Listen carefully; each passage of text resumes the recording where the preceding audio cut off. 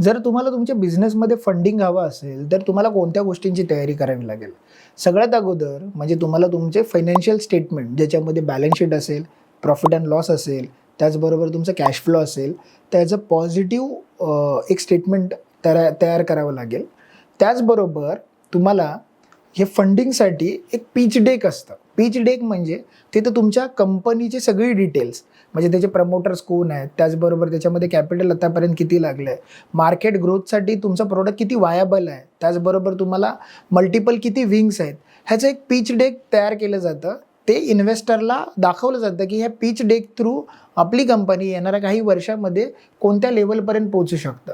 त्या बेसिसवरती ते फंड किती लागणार आहे, कस्टमर ॲक्वायझेशन कॉस्ट किती लागू शकते, वेगवेगळे म्हणजे एरियाज ऑफ ऑपरेशन आपण किती एक्सपान्शन करू शकतो, किती राज्यांमध्ये पोहोचू शकतो, याचं सगळंचं सगळं शॉर्टमध्ये जे आपण प्रेझेंटेशन दिलं जातं त्याला बोलतात पिच डेक.